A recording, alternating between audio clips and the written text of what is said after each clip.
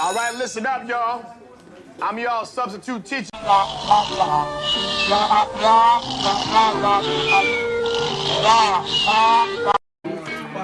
wow, man. Wait a second, man. What do you think the teacher's gonna look like this year? Oh, man, I think the clock is slow. I don't feel turdy.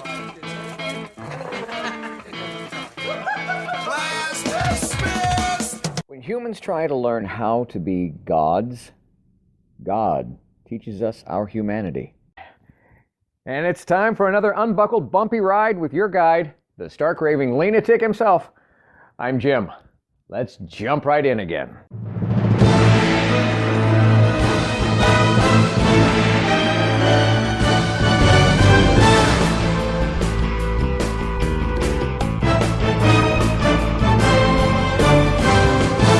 Welcome to my podcast based on my brand new book, available on Amazon, Live Life Lean, L-E-A-N. It's a year-long guide to gratitude and our daily grind. The book that combines some timeless wisdom from a whole lot of the world's wiser people with the reflections, reactions, and wisecracks of the guide's author, me. And it guides you, the reader, through the simplest system for a happy, healthy, authentic, and genuinely grateful everyday experience. I urge you to get the book. Of course I do. I wrote it. It's either at Amazon or at my website, ampurage.com. A-M-M-P-U-R-A-G-E. But even without it, let's make next week better than last, our next year better than the past, and get started now with today's episode of... Hey, how you doing? I'm fine. Warning. This one's a little all over the place because it's one I've wrestled with and still wrestle with. So, sometimes inside the wrestling, my rambling kind of leads to my resolving. It's the conversations that I have with the person inside my head that can be the most powerful. Power. We all want that, huh? So, how you doing? I'm fine. Yeah, we do that, don't we? Somebody asks me, how you doing? Oh, I'm fine. It's literally like a hammer to my kneecap, just below. I ask them, how you doing? Oh, I'm fine. I'm good. Okay. And the reason that we do it, maybe because we haven't asked ourselves that question. So, how am I really? I'm fine, I guess. Am I? See, who knows? I don't know, they don't know, and I don't tell them. Hell, I don't even tell myself, all right? I just make up my mind, I'm fine.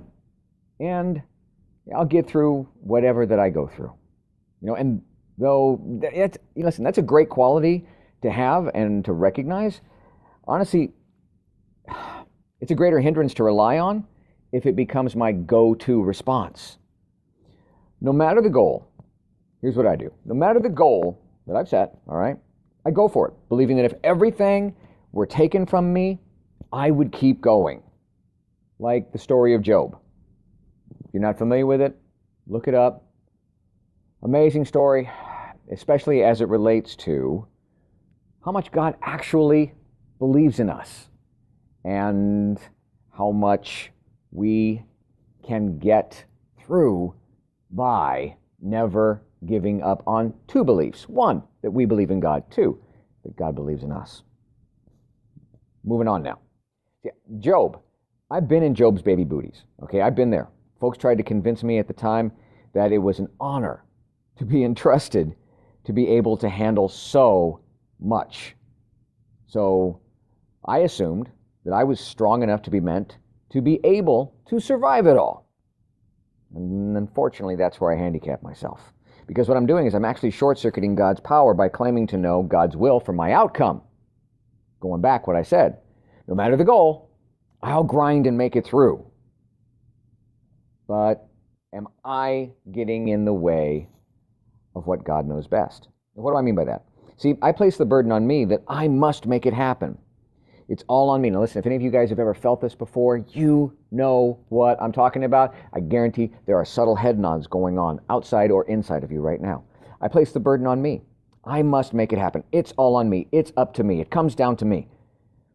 Then I forget that the only reason that I even have any of the strength to chase it and to keep on grinding, to keep on keeping on, comes from God. See, so my self-sufficiency becomes egoic rather than God-centric. Great phrase. A man all wrapped up in himself makes a very small package. And no man likes being called a small package, you know what I mean? There was a song, 1970s, Mac Davis, country singer, Mac Davis. Lord, it's hard to be humble. I'm not going to sing because you can tell my voice is all jacked up today, all right? But it's got, Lord, it's hard to be humble when you're perfect in every way. I can't wait to look in the mirror because I get better looking each day. Well, yeah, my ego tends to change that a little bit. You know, like, Lord, it's hard to be humble when you're perfect in every way. I'm not afraid to look in the mirror. I like more of what I look at each day. You know, some folks say that that's egotistical. Hell, I don't even know what that word means. But I will never let anyone stop me, no matter what. I'll fulfill all my dreams. My own self-sufficiency. Honestly, sometimes is my biggest struggle, not my strength.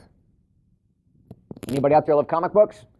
Those of you who do, big old Marvel fan here. Been so over 5 decades. And I think the details of that actually would make a really cool podcast episode someday, all about our desire to save or to be saved, our search for heroes, salvation, God or gods, etc. But a famous creation of the comics is the creature, the Hulk, the Incredible Hulk. Hulk smash, You wouldn't like me when I'm angry, etc. Well, the Hulk is a perfect example of how the more control we take, the stronger we grow in our attempt to be self-sufficient.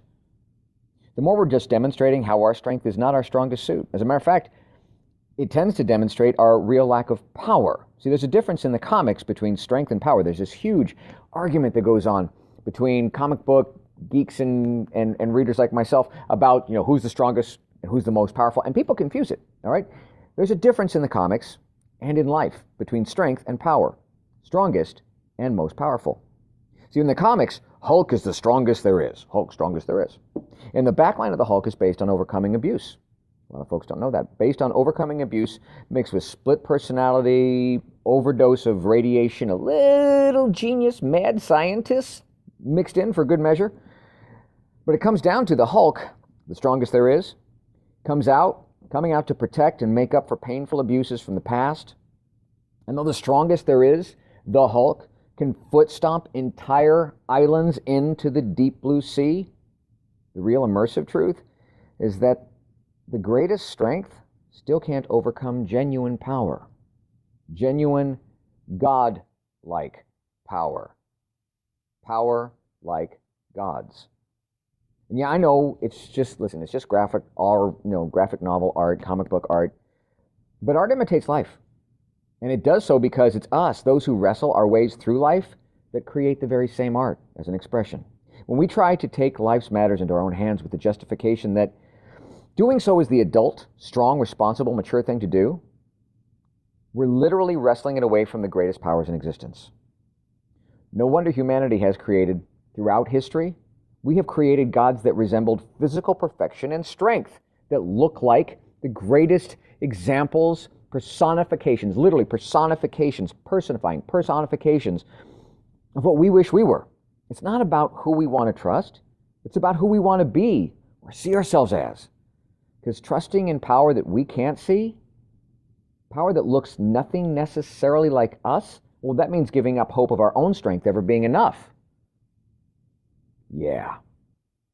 And that means we have to put that hope, our hope, in something that we can't fully describe, something we can't identify or even define. Or we have to deal with it in ways that, well, we always have. It's a choice. See, in the ways we've done it in the past, we've treated God sometimes as a second-string bench warmer. While we trot out on the field, and we're self-appointed as starting quarterback and head coach, all wrapped up into one. Now, that's a big package. And we do so on that field as life is sacking us on our freaking ass. And then we blame the others around us for not doing their jobs well enough. When honestly, as quarterback, As head coach, it was really our job to recognize the all-star talent that we had kept waiting patiently over on the bench. Remember who that is? Call a timeout and get God in the game before time expires. Too many men on the field, ref?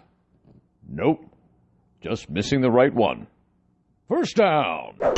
And now, more words of wisdom to wow your socks off from the Live Life Lean Guide itself. Entry number 185.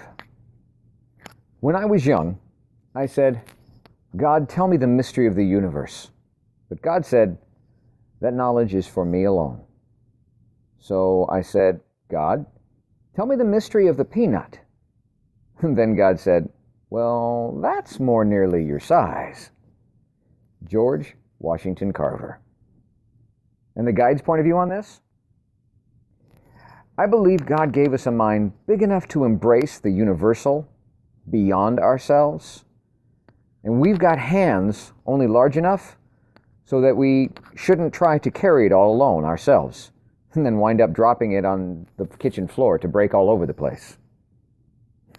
I don't know what the future holds, but I know who holds the future.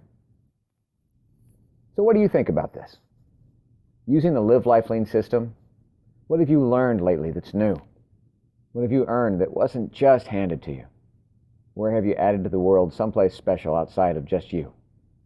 Now, be grateful for all of that. Reflect on it, respect, and navigate somewhere next. Thank you for listening. I hope you're enjoying your copy of the Live Life Lean, LEAN guide. Enjoying it almost as much as I did creating it. And if you don't have a copy yet, go on over to amperage.com or Amazon and get started today experiencing the amazing power of knowing every day is literally yours to be grateful about. And you need never feel unfulfilled again. I'm Jim Hall. And until next time, good health, God bless. And now, go get a little dirty learning something new. Earning what's not given to you. Adding to this crazy world that we share. And navigating your way to something new and next.